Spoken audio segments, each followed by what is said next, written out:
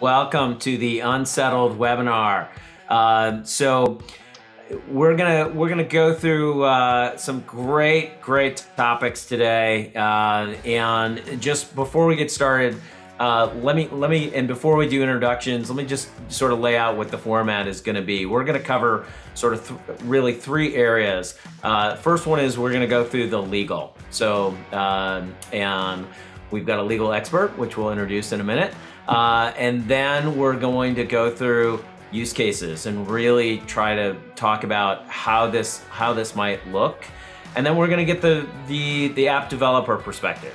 So with that, let's dive into who's here. So I'll go first. Andy Joels, I'm the CMO of FastSpring. Over 20 years of experience as a marketing leader. Probably what's most relevant for this webinar is I have led marketing for a couple of software businesses, one of which was 5 SKUs where I built a subscription business. Another one which was 40,000 SKUs, which was actually a physical goods business, but a lot of e-commerce experience on that side. So very excited to be at FastSpring, and with that, I will pass it to Rick. And Rick, go ahead and introduce yourself. Sure. My name is Rick Hoeg. I'm the managing member of the Hoeg Law firm of Northville, Michigan. I practice business law. I've done mergers and acquisitions, venture capital, and entrepreneurship, funding, contracts, and that kind of thing for, I believe, about 15 years now. But I think a lot of the internet primarily knows me for Virtual Legality, which is a show I run on YouTube that talks about the business and law of technology through video games, software development, and covered Apple versus Epic in, I think, about 53 videos as of right now, as well as other technological questions. Thank you very much for having me. All right. And then our next speaker is going to be Kurt Smith. Kurt, take it away. Yep. Hey, everybody. Kurt Smith. I'm the head of product and strategy here at FastSpring. Really excited to dig into the topic. I run everything from product management to our payments team here at FastSpring. So excited to share how we're thinking about how we can help solve some of these problems and get some feedback and learn from some of the experts. Have a lot of experience working with software companies, really helping them grow and scale, and think about channel strategy. How you get your products to market, how you find your customers, where they are and how they want to buy. So I think this fits in really nicely with what we try to do at FastSpring. And so excited for the discussion. All right, then last but not least, Thomas Eden. Hi, everyone. My name's Thomas. I'm the director of development at a Canadian app company called Mindsea. So we're a consulting business that helps our clients, take over the App Store. So we've been doing apps since the beginning of the store, and excited to be here today. Fantastic. Well, let's dive in. As I said, the first thing we're really going to do is this is going to be the section with a lot of Rick, because this is the legal legal overview. And Rick, we have to start with a disclaimer, right? Sure. I don't know if you want me to read this in my best radio voice. Yeah, I could do it in the Virtual Legality voice. Any discussion of the law or lawsuits included in this presentation is for informational and educational purposes only and does not constitute legal advice regarding your own or any other party's legal position. No lawyer, client, or other legal relationship will be created as between you and Richard Hoeg, that's me, Hoeg Law, or any other party to this presentation. If you have questions about the topics discussed, you should consult with your own legal counsel. Basically, I'm not your lawyer, but we're definitely going to have some information to share as part of this presentation. Fantastic. All right. Well, let's dive in here. So, Sure. So I think there's a couple of different things, and we're gonna build here. So the first one is the Epic versus Apple case, right? Okay. So the first question is, okay, so I think a lot of people on this actually have read a fair amount about this, Sure. but just sort of in the quick overview, like what is the case about? Yeah, it's about two different things, practical and legal. The practical is that Epic would love to have their own store on the iOS and would love to be able to have buttons in app purchasing in things like Fortnite, where they sell V-Bucks, directly to them and avoid Apple's 30% cut. The case, from a legal perspective, was brought under antitrust principles, which means basically that they accused Apple of being a monopolist provider of primarily access to the iOS, which was always a very narrow definition. And it's really what raised my attention to covering this case at all, because it was so narrow. It presented some very interesting questions, not just about iOS, but also the rest of kind of technology and walled gardens in general. So Epic brought this case and said, Judge, Your Honor, under the American antitrust laws, which we refer to under federal laws, the Sherman Antitrust Act, Apple is a monopolist provider of access to its storefront, which is what they called an aftermarket to the actual sale of the phone.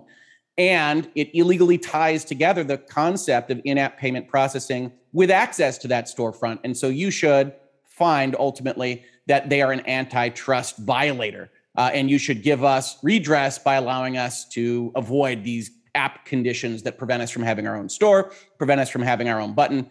And there's a lot more that goes into it from there. Epic did it as a marketing stunt. They were ready with the lawsuit as soon as they hit the button last fall, and all sorts of things that we can talk about or not as part of this. But the ultimate case that Epic brought is Apple's an antitrust monopolist provider of access to its customer base, and they're illegally restraining trade using that power.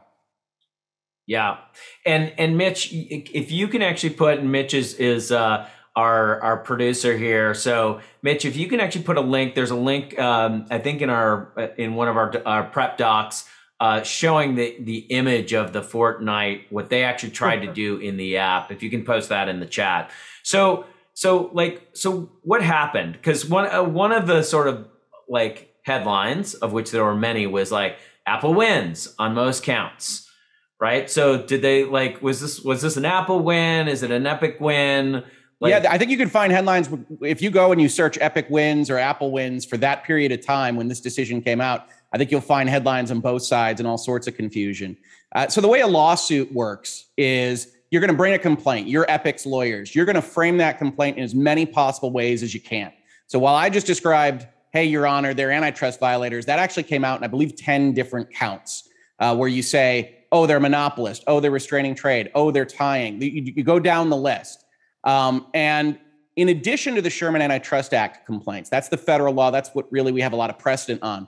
They brought a complaint under the California unfair competition law, which is a bit more, let's call it flexible, and allows for a judge to use her own equitable discretion to say, hey, this might not quite be a violation of Sherman. This might not quite be a violation in another way, but I still think it's a problem. And so I'm going to use my equitable powers of judgment to change something. So Apple won on everything that was very, very, very important to them, which is they're not a monopolist. They're not illegally restraining trade. They're not violating the antitrust laws. And we can talk about the reasons for that. But certainly the court was persuaded that Apple had a reason to protect privacy, to protect its own security.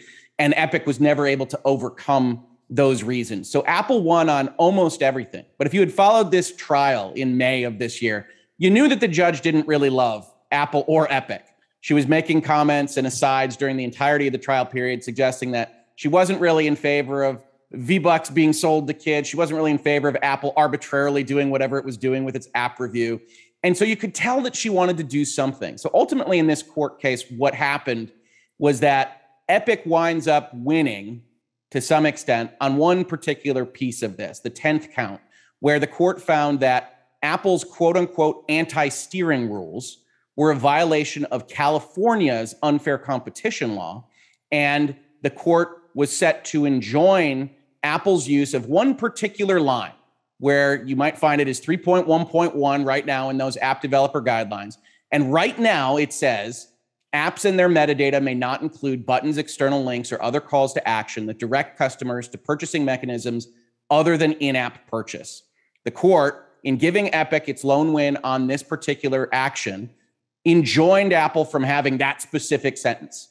Now, as you might suspect, if you just take that sentence out, everything else in the app developer guidelines survives. And so there's a whole host of questions as to what that looks like. And I'm certainly going to be a part of our discussion here today. If that does get enjoined, and then going forward, whether or not it even will be enjoined as part of this process. Right. So this was interesting because like Apple sort of went 9 for 10. Right. Which would be like in any sport would be sort of like a pretty good record. Yeah, big on volume, definitely. Yeah, but that one around anti-steering is really what we're going to talk a lot about today. Yep.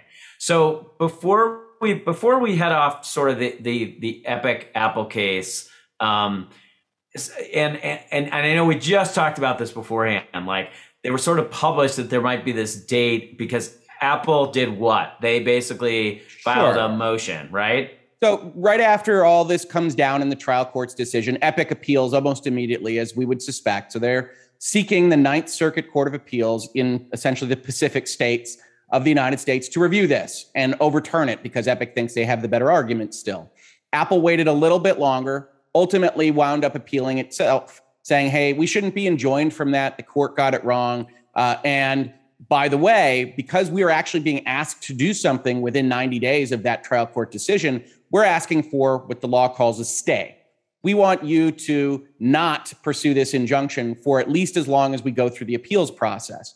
And that November 16th date you might see floating around is right now what is scheduled as the trial court's review of Apple's request to not be enjoined, at least as the appeals process goes forward.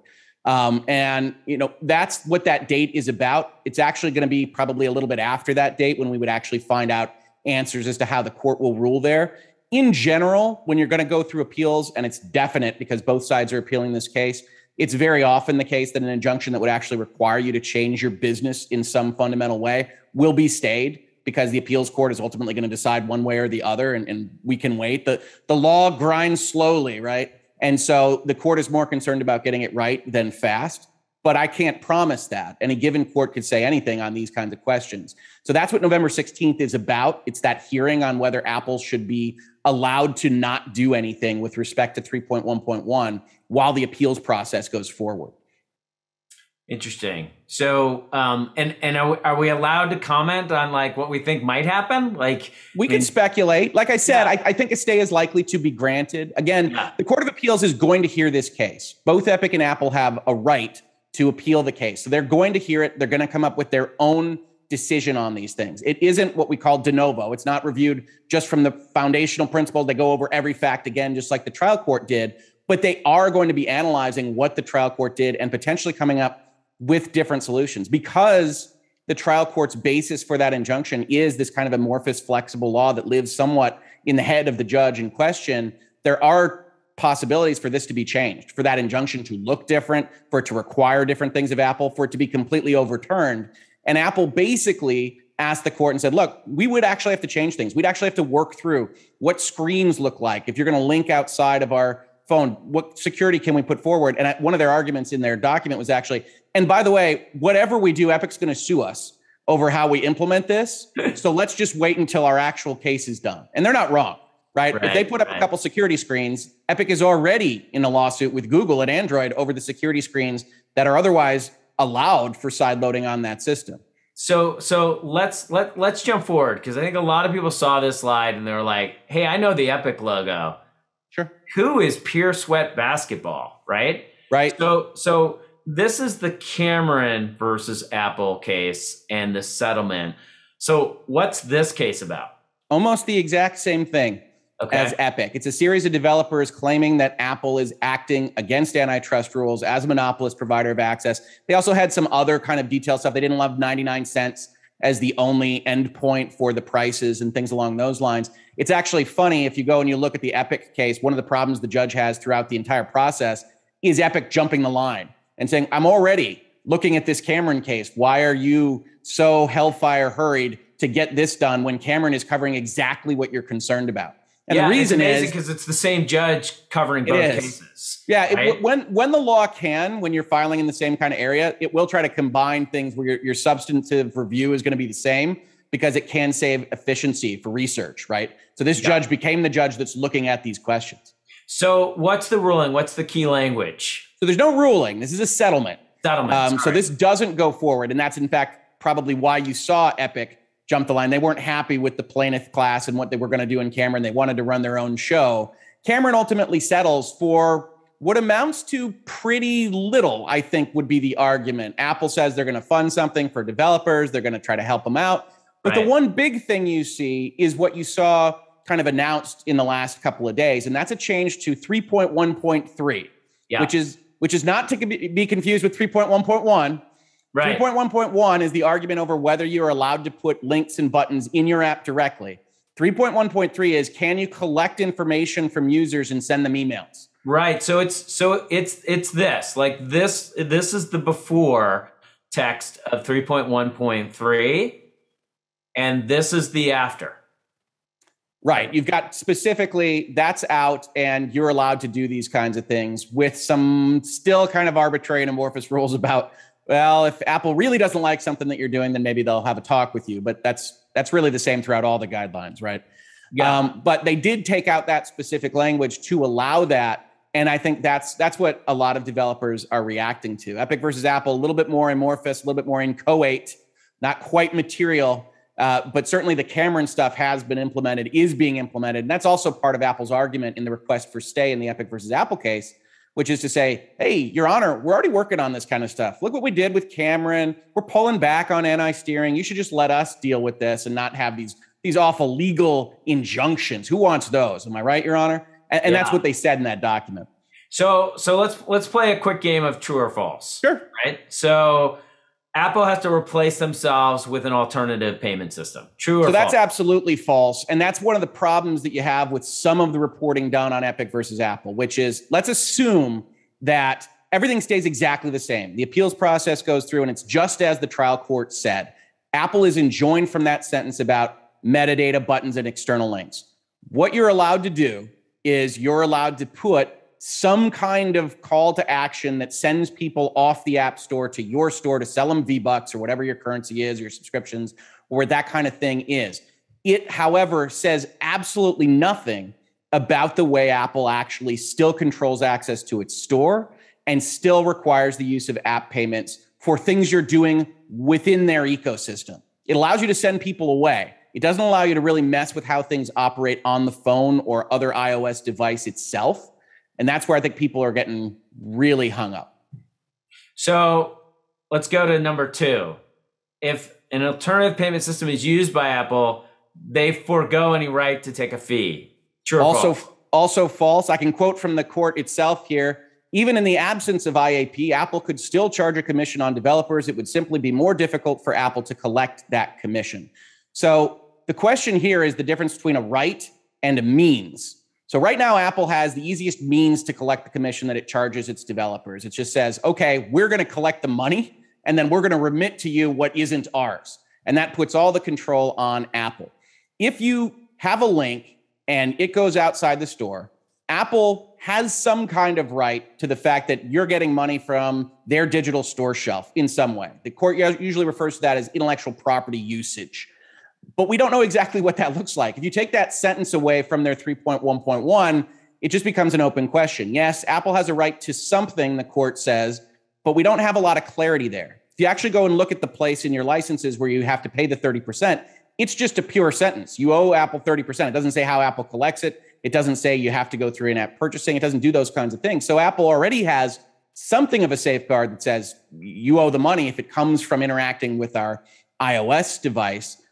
But it's unlikely that that's exactly what it would look like. It's also the fact that, as the court suggests, Apple would have a tough time tracking that without additional contractual language. So Apple, if it has to go through all these steps, if everything stays exactly the same as the trial court set it up, would almost certainly have to add audit rights, would almost certainly have to say, okay, if you're doing this, you're going to have to separate out when you know you're getting money somehow from a direct link. You're going to keep track of those people incoming to you. And when you sell $10 in V-Bucks, you're going to keep track of that. And then we're going to have the right to audit it. And you're going to have probably a notice obligation quarterly that says, here's the money you gained from that process that came directly from our app. We have no idea what that looks like. And Apple doesn't want to sort through it because they think they're going to win ultimately on their appeal. I don't know whether or not that's true.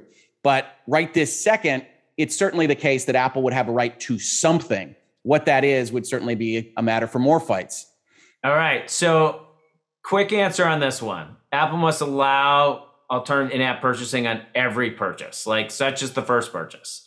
So Apple must allow, if this all goes through, we have to put that caveat because we're still in this interregnum period, but Apple must allow you to be able to hang a billboard in your app description or elsewhere sending people away. It's not in-app purchasing necessarily. I wouldn't describe it that way. The Right. court, in finding that Apple gets to control its storefront and its IAP, which again is the bulk of that court decision, suggests that Apple can still control those things. What you can do is send people away and then have them come back with the value. Right, and I think we're going to talk a little bit about this in the next section around sort of what this could mean. Sure. So a couple of legal takeaways, right? I would say there's not much really clear from the Epic versus Apple case. Like, we're a little bit in a holding pattern on this case. Right. Well, anytime you've got a case that was honestly assured to go to appeals before it was filed. I mean, this was always going to be one where the trial court wasn't going to have final say. That's why she wrote a 185-page document, was to put forward for the Court of Appeals exactly what her thought process was. If you actually go into the early stages of the case and look at her talking to the two parties, she's like, you guys are going to appeal this anyway. So let's have a jury involved so I don't have to write a big old decision. But that didn't happen. But on the second one, Rick, on the second one, like the Cameron versus Apple case, this seems like this does have implications, right? Yeah, I mean, it's a settlement. Apple's agreed to pay some money. Now, the interesting thing about those implications is if you go back in time to the trial case at Epic versus Apple, you actually have Apple saying that they never intended to bar emails and actually testifying in open court to the fact that, oh, everybody's reading 313 wrong. So yes, it has implications, and I think it's good that it's been clarified at bare minimum. Apple's position in open court was that, oh, we never meant you couldn't email. That would have all sorts of problems with functional business models, et cetera, et cetera. So it's good clarification. It was always something of a weak assertion by Apple in any event. Yeah. Okay. All right. Well, let's we're gonna move on and try to think and talk about the opportunities that are unlocked in these changes, because it sort of seems like the door might have not been pushed open, but it's certainly cracked open in terms of some of the stuff that we're gonna do. So Kurt, I'm happy to drive slides here, so I'll keep driving. But like this is really the first question of like, well, what apps can take advantage right now? Like who can actually do this? Yeah, and Rick, thanks for the great legal deep dive. I'm going to ask you to hold me honest here, but we've spent a lot of time looking at these guideline changes specifically, right? There's a lot to be figured out about this Epic case, but with regards to the recent changes to 3.1.3, what does that mean for app developers right now? So if we flip forward, the way that we read it is, every app developer in the world right now can take advantage, right? So this is not restrictive to just US or one specific geography. It's also only relevant for free apps, right? So what I mean by that is if you have an app that's $2.99 to download, right now it doesn't appear that there is a realistic way for you to replace the Apple payment system with something outside. And so really we're talking about free apps, freemium apps, where there's some type of upsell after the initial purchase is made. And then the last thing that is really required is you have to have some type of mobile presence, right? You have to conduct this through a web flow, as we will call it in the remaining slides. So if we want to click forward here, I'm not sure if that's Mitch or you, Andy. Yeah, it's a good question. I thought it was Mitch for a second, so maybe it's me. There we go. There we go. Done? Yeah. So these are really the three things to keep in mind, right? It's app developers all around the world selling free apps, but it does require this web flow that you've got to stand up. And so really this unlocks three use cases that we see are pretty interesting for different types of businesses. The first is, current freemium apps in the App Store that are just looking to reduce their exposure to that 15 to 30% take rate, right? So Apple's recently made some changes that make that 30% take rate down to 15%. It's in year 1+ of a subscription, or there's also an exemption you can get if you're a small app developer with less than $1 million, but you have to apply and go through a process there.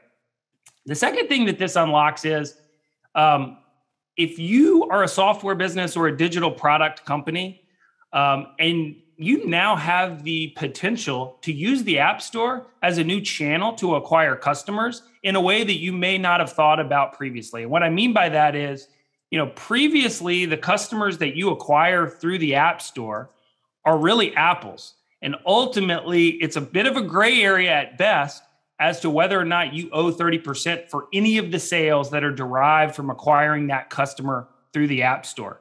Now, the way that I would think about it if I was running a software business is, can I use the App Store as a new channel to get exposure to my brand? Because I'm now going to get back some email information that I can use to market and target and understand what's going on in the market and the interest for my product. The third thing is we now have a very, much more flexible opportunity around pricing and managing the customer lifetime value. So we're going to share a couple of examples here. But ultimately, once we get that information back from the App Store as an app, you now have the ability to go after that user with different types of pricing and promotional offerings. You can win those customers back if they churn and cancel. And so we'll talk through some of those examples. All right. Did we find the driver here? I think, am I driving, Mitch, or are you driving? Yep, it's moving on my end. Okay, then I'm driving. All right, perfect. Okay. So flip through here, Andy. And this will kind of recap the three use cases that we're going to talk about, right? So it's the current app users or app developers looking to reduce that cut. It's folks who might want to think about the App Store as a new customer acquisition channel. And then it's new ways to do pricing and kind of optimize the customer lifetime value of your users. All right. So let's talk specifically about what's changing on the next slide. First, I'm going to just start by laying out, here's the legacy in-app flow, right? Starting from the left, the user downloads the app. Typically, an email is captured, but not always. And again, I'm describing sort of a free app with an upsell component or a freemium product. There's an in-app offer of sorts. Ultimately, if you're successful, you convert that user into a paid or a premium product, and then they get access to that app.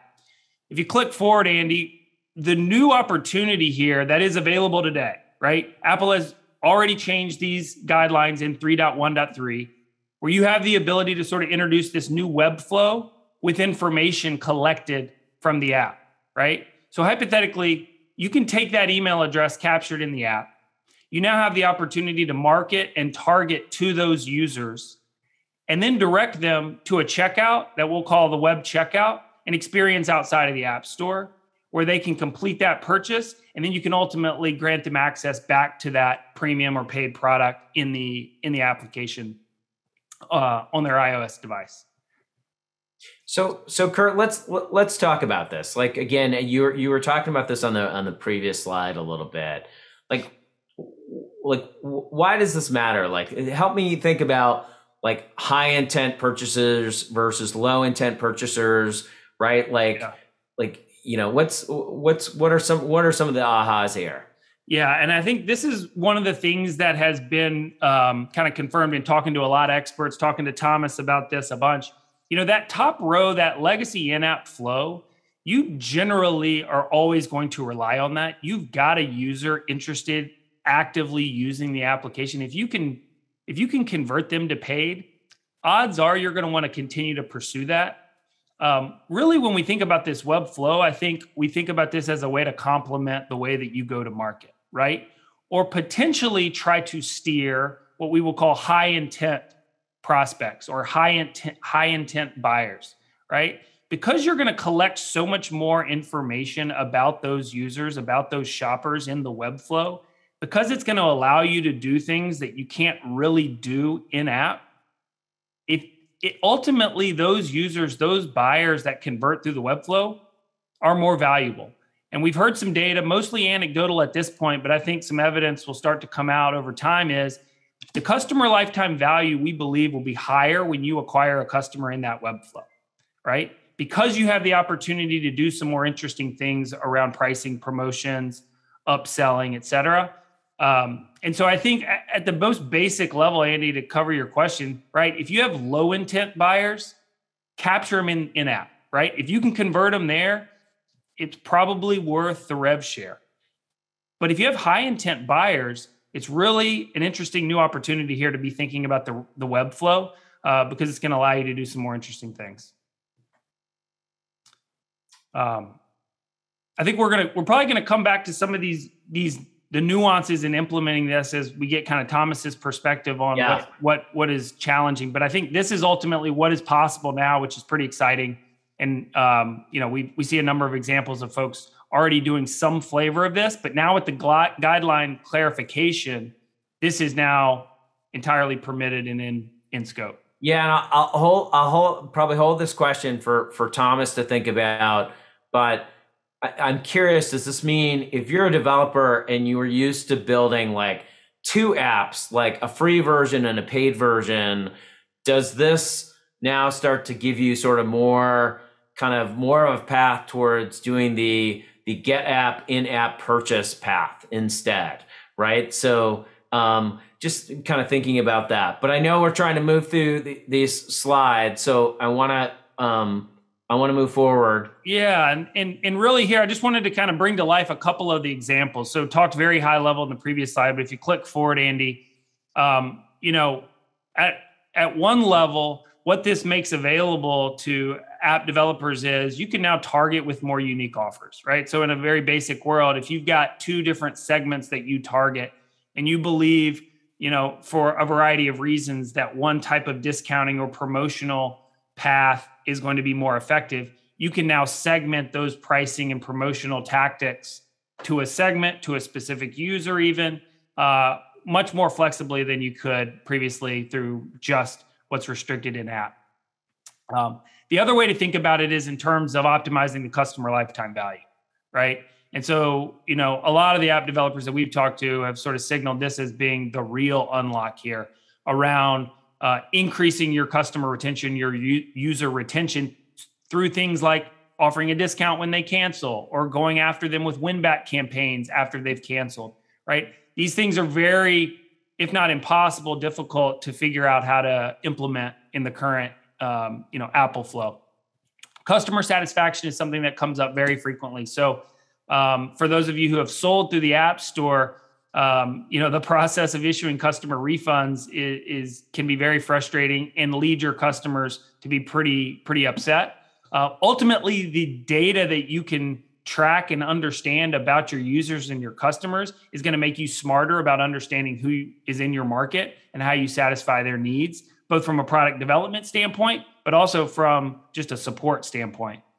And then the last thing is cross-sell, right? So, the ability to identify prospects and then the ability to market back to those prospects with other products, upselling, is really unlocked here. And that's probably really exciting for a lot of folks who've got multiple products in their portfolio, and they're trying to increase their kind of stickiness and ultimate share of wallet with their customers and users.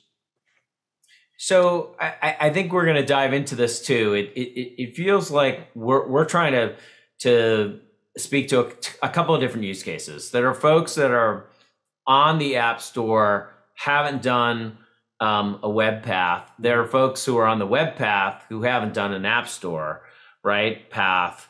And there's some folks who are sort of like, a little bit gray, right? Or they're full on doing both. So there's sort of the three different usage. So what are we thinking about? And I guess I want to make sure we cover the two things that happened from when we were reading after Apple versus Epic one was security. Everybody was like, wait a minute, I'm totally concerned about what this means from a security standpoint. I guess the other one, which seemed a little smaller, was around the convenience of having all of my subscriptions in one place.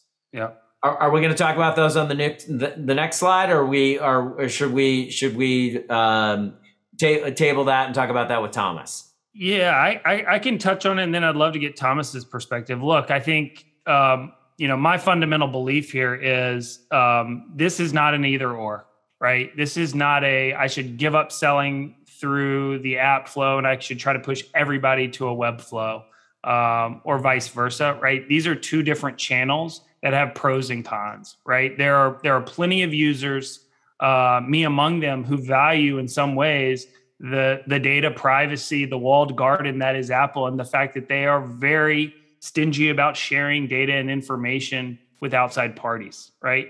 And there are some benefits to that and the ability to convert those types of shoppers who value either the privacy aspect and or the fact that they have their subscriptions all in one place.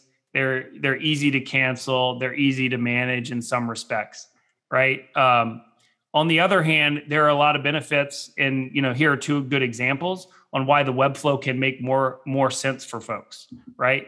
There are plenty of apps out there. There are plenty of businesses out there that don't exclusively have products in the App Store. They've got, interoperable applications, web applications that also have a iOS endpoint, so to speak. And so that's where these things that are, in just the seemingly minor change to 3.1.3 starts to become very, very interesting. And hopefully this, leads us down a path of, more options and more ability, for broader set of customers to use the App Store as a channel to target customers. Got it. All right. Ready to move to the next? Yeah, let's do it. Okay. And so, as we kind of build on that point of, look, I wouldn't think about this as better or worse so much as they're different options, right?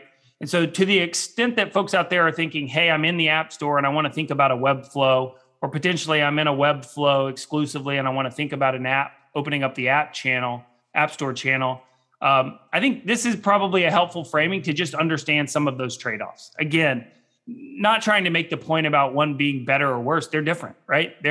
And so if you think about the App Store, my view, why is it so great? It's the marketplace, right? This is a place for customers to discover you, for you to acquire customers.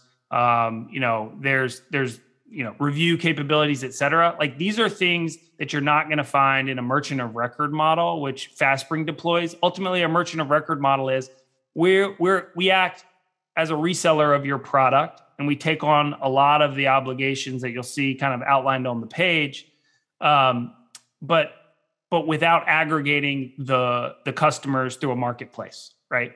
A payment service provider or a PSP, Stripe would be a good example, right? There's a lot of benefits of that flexibility, but it's not going to be as full service, right? You're going to have to do more on your end. You're going to have to stand up your own website experience and checkout experience in a more granular way. And really, the biggest trade-off you will hear for folks who have stood up kind of a PSP model or a Stripe checkout is you have to manage your merchant account, right? And for folks who've exclusively sold through the App Store, there are some pretty big and meaningful implications to what that means to set up, be approved, be boarded, and then manage the compliance and the liability that comes along with having a merchant account.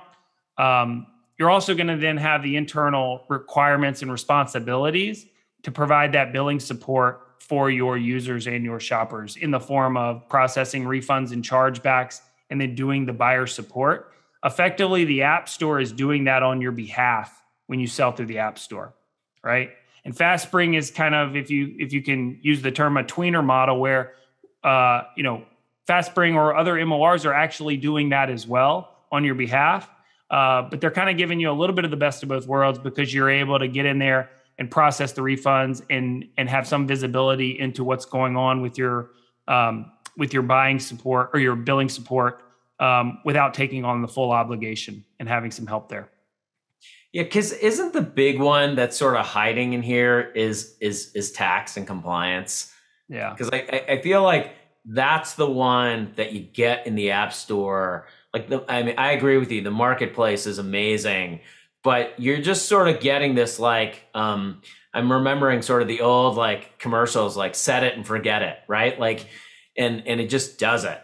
And that's kind of that can be the problem, kind of migrating from the App Store and going into the web world where you're like, oh, well, I'm just gonna put up a payment option and go. And then you're gonna be responsible for taxes, right? Yeah, I'm glad you mentioned that. So, fundamentally, when you sell through the App Store or when you sell through a merchant of record, ultimately the tax obligation and liability lies with that app store or with that merchant of record. And so they are going to take care of that full service of calculating the correct rate, collecting the amount from the shopper or the buyer, ensuring that there's registration with the proper tax entities and regulators around the world, and then doing the reporting and remittance on a regular basis on your behalf. Stripe is starting to take some baby steps in helping you do this, right? They've made an acquisition with a business called TaxJar that is exclusively focused on that calculation and collection piece, right? And then in terms of knowing where to be registered. But is it collection? Is it remittance? What is it? So it's the collection, it's the calculation. So knowing that Andy Joel's is in this zip code and the accurate tax rate is this amount. So there are ways to integrate with some of their products that can help you do that, and then collecting that amount in the final sale price. But then ultimately, and some would argue the more onerous piece is, where do I as an app developer or as a software seller need to be registered? And where do I need to report and pay the tax that I've collected? And that, as you are a growing business and you want to be compliant with these regulations, can be a lot of time and effort.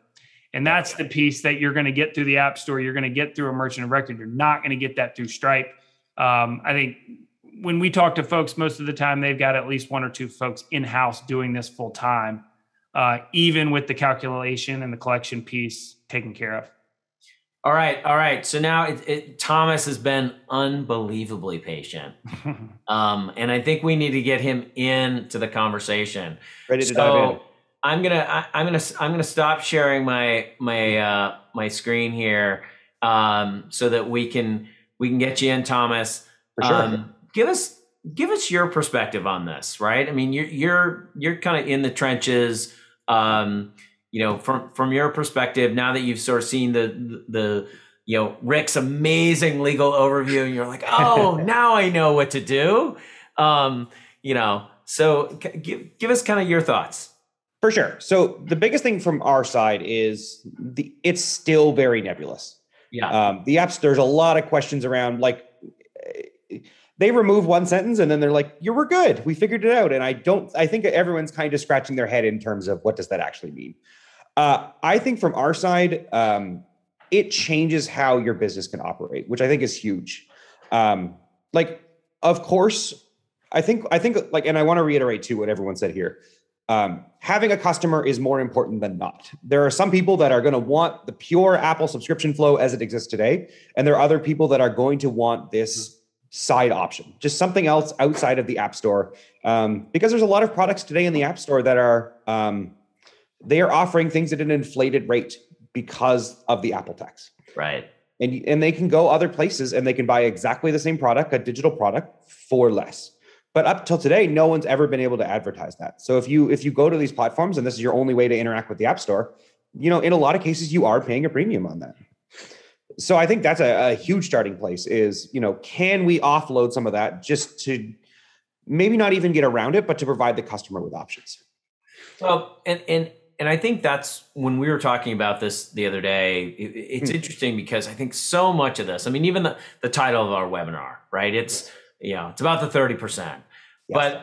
But when we talk to folks like you, this is like, that's a piece of it. But the real piece is like, can I actually have a deeper relationship with the customer? Can I solve for things around service that I just can't do sort of in any kind of more walled garden situation? Yep. Can I merchandise in a different way? Yeah, for sure. So there are some customers today that that I've worked with that the App Store and their single subscription and that being the only option is just fine. Right. If it's a very, it's a high barrier to entry for a lot of their customers. So for them, the easiest path might just be, straight into the store. But there's a lot of customers that we deal with, the majority, where that's not the case. Where another option would certainly be, like the Netflix model, for example, having a lot, like being able to purchase your subscription outside of the app and then coming into the app with a login. Like before, there was a lot of gray area as to whether or not that was something that was even allowed. It existed on the store, But whether or not it was allowed was a big gray area. Netflix could get away with it, but could the small providers? We've had some customers that have tried it, and the answer was no. Apple said, nope, sorry, we don't like this. You're not privileged enough to get through. Right. So it really changes the game in terms of, are we allowed to, do we get the same privileges as the big guys? I think, well, that's what we're trying to see if we can get to, right? For sure, of course. We're trying to figure out, can we do this? Can we, and I think one of the obvious takeaways here is going to be, can you exist in a more sort of multi-channel way, right? Absolutely. But from your experience, I'm curious, because there's certain advantages of conversion rate on the App Store, but there's also some disadvantages, right? I mean, does it, I guess if I was on one side and not the other, the question I would have is am I going to see the same sort of business economics come out of the other side, right? Whether I'm on the website or on the App Store side. Right. So I think from the App Store side, I think there's definitely we know a little bit less about our customers because it's through the App Store. With a subscription, It is, we have a lot, very little control of them coming in, and we have very little control of them leaving. Because I don't know if you know this, but I'm sure you do. But if you go to general on your phone, you can actually see a list of your subscriptions, and you can cancel a subscription right from inside the app. Right from within the settings screen. Right. And there's no app interaction with that. They can just cancel the subscription and they're gone. There's no chance to even save a customer interaction. There's no chance to even offer them a promotion if they're on their way out. They're just, in your eyes, they're gone. And that is no pause feature. No, I'm going on vacation for 3 months and I want to pause this. Right. There's just cancel. There's one button that says cancel and we're gone. So that is an app developer is a scary prospect, because you don't get that last mile of interaction with the customer. Right. Are you seeing that renewal rates are higher than sort of on the website because of that? I think it's a little early for us to say that right now. I don't want to say that definitively, but I mean, I think there's a lot more opportunities to make sure that is the case on the web. Interesting. All right. So what's next? Given sort of some of the stuff that we laid out, can we start at least, kind of building some of the messaging? Will I start to see a couple of apps that I signed up for the last couple of days? Will I start to see more emails in my email box on those? I believe so. Yes. I think in the future, we're going to see a lot of the App Store being the way into the app ecosystem or into the app, and then extra channels from there, like upsells and dealing with products outside of the store. I really do think that's the future. I think, at the base level, a subscription to the App Store, at least today, is the least resistance for a customer. But I think beyond that, I think there's a lot of opportunities for other interactions from the customer. Good. All right. So can we move into Q&A? Mitch, do we have any questions in the chat? Yeah, we just had one come in that Kurt was going to answer live, and it is, will we ever be able to use FastSpring for in-app checkout, perhaps if it utilized an in-app browser? Yeah, so I think this one, my understanding is, really hinges on the Epic case and the information, which we'll hopefully get at least some guidance on the 16th about whether or not Apple's stay request is granted.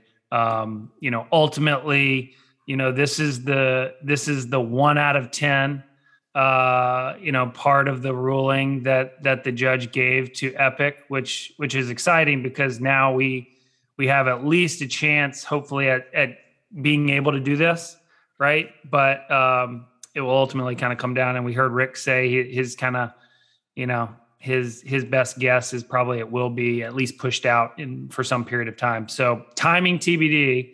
I think we're optimistic that we'll be able to deliver that. We certainly have the solution at FastSpring. That's both in the form of an embeddable pop-up checkout. Also, the ability to embed a link that could direct you back to a browser, but you could put it in the app. Two things that right now it doesn't look like we're able to do until we get clarity. Yeah, and I might jump in on that, Andy. So, I mean, one of the issues with what the court has decided to do here is by enjoining just the one sentence and leaving everything else to survive, there's a whole lot that's what we're already used to kind of metabolizing in the guidelines that would survive, including the first sentence of 3.1.1, which is if you want to unlock features or functionality within your app, you must use in-app purchase. So even with the injunction, provided it goes through and everything else stays the same, surviving, you'd be allowed to have buttons in your app. You'd be allowed to have calls to action and external links. It is wildly unclear what functionality you could provide within the app solely through that process. And it would certainly be something that Apple would want to clarify. So I think if you're looking to have things happening in the app itself, you're really looking towards the entire appeals process and Epic coming away with more of a win than they did, just as it stands right now. But it's an open question as to what that looks like, even in the near term, let alone the long term. Yep. Lot to unpack. Kurt, I saw a pricing question in the chat. Yeah, maybe I can touch on that. So one of the things that can be pretty tricky about exploring the options on kind of building out a web flow is how payments work. I think there's, a long legacy of pricing being pretty opaque in the payments world. We try to simplify that as much as we can at FastSpring with a simple flat price. But yet that can make it hard to compare to others. And so if you look at Stripe's pricing, which I do give them credit, they are very transparent. It's just very ad hoc or broken out a la carte, so to speak. So typically people think of Stripe as 2.9 and 30 cents as the starting rate. That is just for processing domestic payments. So if you go into the individual products you would need, so if you have a subscription product, you would need their billing product, which is anywhere from 0.5% to 0.8% for kind of the full feature set.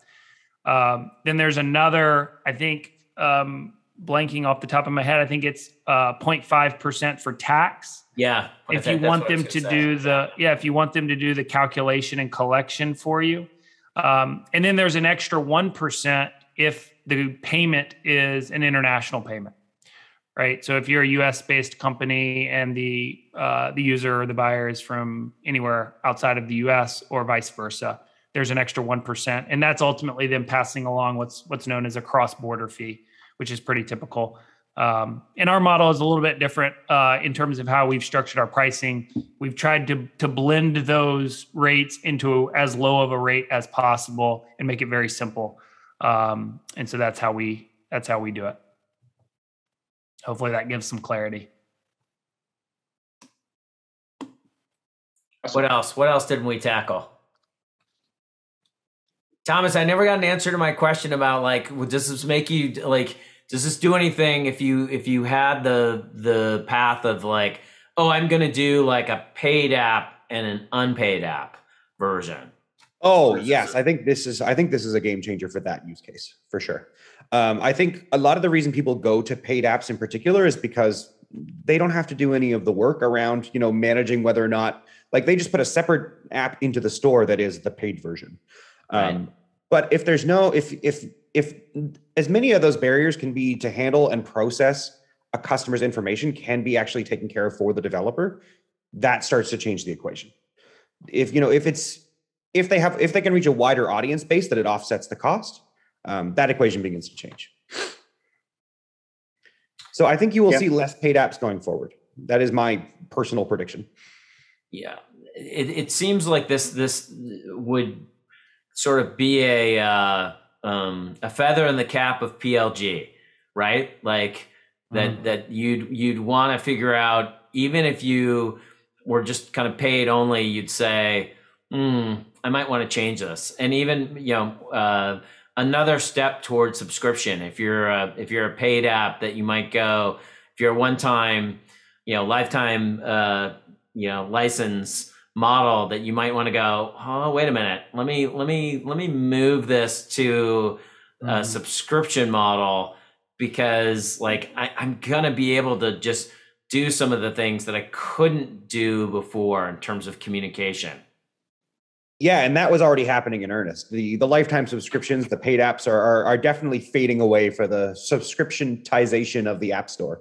And more things are becoming a subscription. And I think this is just another tool in the tool belt to pivot from a paid app to a subscription. Awesome. I just launched a quick little poll in there just to get folks' feedback if they'd like to hear more about FastSpring. But I know Kurt is in here answering some questions, and I can open up some more Q&As we got. Is it safe to assume that the ruling is going to be more about communicating with your buyers about payment options outside of the App Store rather than offering a different payment solution within the app? Mm-hmm. Well, I mean, that was the trial court's ruling, right? It's a little bit hard to say what an appeals court might do. The Ninth Circuit, pretty notorious for going their own way with their thought processes there. You can usually take a trial court as the baseline. Like if all other things are equal, you can assume that's where things are going to wind up. But there are certainly times where a circuit court will go a different direction. So right now, focus is on communications, anti-steering, as opposed to anything happening inside the app. And there are 180 some odd pages of the trial court trying to establish that they think that Apple made their case for why they should be allowed to control a walled garden. With the understanding that Epic versus Apple really at a fundamental level was about whether walled gardens should be allowed in the economic model in the United States. And certainly they have been. Certainly the expectation going in should have been that the court would find that they are. And there's some good paragraphs, there's some good language in that court decision that talk about what they describe as intra-brand competition, where they say that Apple, yes, is restraining trade by walling up its garden, but that is presenting a different product than Android and something else that might be out there. And that in and of itself is competitive in some form or fashion. So I think if we're just putting betting odds down, you should expect that Apple will continue to be able to operate its walled gardens. We're mostly talking about communications. But I never try to guess what's in the minds of the Ninth Circuit or any other circuit when they're looking at these things. And Rick, another one off that, people are asking your opinion on what you think will happen. But another segment of that is, will Google have to follow whatever gets decided within this Epic versus Apple? No, Google has Epic versus Google happening right now. So it's a little bit slower than Epic versus Apple because essentially in that case, both sides agreed to an expedited timeline. Apple wanted it, I think, a little longer. There was some fighting about whether or not it should be this May. But if you actually look at antitrust lawsuits, federal lawsuits in America, having all the action happen last fall and a trial next May is rocket speed for these kinds of things. So Google and Epic is more the norm. And Google versus Apple was just jet engine on fire trying to get that thing done. But is there anything really different about the case and I would say that there are differences. If again, betting on these kinds of things, always unwise for antitrust rulings. But Google's in the business of selling their operating system to third-party providers, which actually lines up a little bit more with the Microsoft cases from the 90s. And so I think Google might actually find itself in a little bit more trouble. If you're thinking about it intuitively, that doesn't make a lot of sense. They don't run a walled garden in the same way. Right. But because they don't have that kind of complete control over a hardware software solution that they put out in the market, they've got more issues with antitrust precedent. So I definitely pay attention to that one. But they are different enough in model that they don't really control each other for how they can operate with their developers. Great. All right. Let's get to closing takeaways because we're at the top of the hour. I guess I'll go to Thomas first. What's your big takeaway? My big takeaway is we're on the cusp of big things. I think there's a lot of things that can happen in a very short period of time, which, if you had asked me a year ago what my stance was or my take was going to be about, even third parties being allowed to interact with customers at all in the App Store, I would have been very pessimistic, even a year ago today. But here we are in a world where, you might now be able to message your customers and, offer them products, payment for products outside of the store. And that has changed the way that we do business. So I think there's only good things ahead. And I think there's only new exciting things ahead. So stay tuned. Kurt? Yeah, I think the one thing that I keep coming back to here is, really interesting developments. I think this is moving a little bit faster and slower in some ways than we expected. But I mean, my guidance for folks would be, be very deliberate about what opportunities you want to pursue, right? And be very specific. If it's about kind of going after a new market segment, if it's about trying to capture a little bit more or cut down on the rev share, like make sure you're very intentional about what you're going after, and try not to bite off, too much change at once to distract you from your core business. Because I think that's a little bit risky in a world where there's still a lot of uncertainty. Kind of, place your bets in really targeted areas. Rick? Sure. I mean, I think you've probably heard bits and pieces of my takeaway, but certainly I think that there are difficulties in bringing cases based on a law written in 1890 and asking the court to come to good understandings of what's happening here in 2021. So one thing I would recommend is folks follow the regulatory and political aspect of this as well as the legal, because in my opinion, if you are going to see those sea changes, if you are going to see the stores being broken down or in-app purchasing being allowed directly in-app, they're far more likely to come from a regulatory environment. You've seen the Coalition for App Fairness pushing for things in the Dakotas and in South Korea and elsewhere. That's, in my opinion, more likely to find success than these court cases where, to be honest, the trial court making the decision that they did on the Sherman Antitrust Act application to Apple made a lot of sense for every precedent that I've ever read on these kinds of things. And I wouldn't expect that to change. Doesn't mean it can't. You've also got a Justice Department that is bouncing into these questions with verve on all sorts of technology issues. But that's where I think that you're likely to see more significant changes even than just the communication side of things. And that's part of the story as well. All right. Before I do mine, Mitch, I don't know if you want to post in the chat sort of how to reach Rick, how to reach Thomas, how to reach us if we have any questions. I think my wrap up takeaway is, I think there's been a lot written about this as sort of like a replacement meal. And to me, this is more like a meal supplement, right? Like you're trying to figure out how do you grow your business. You really want to stay close to this. We'll help you do that. All of us will help you do that, by kind of continued coverage, continued alerts around this. This will not be the only webinar from us on this topic, just because I think it's gonna keep going, and we're gonna keep evolving sort of the different ways that we can try to get to that more full model, the full business model. So with that, I think we can wrap up. Great. And say thanks, everybody. Rick, thanks for joining. Absolutely. Thanks for having me. Thomas, thank you so much. Anytime. Thanks for having me. Kurt, team, great. And with that, we will conclude the webinar.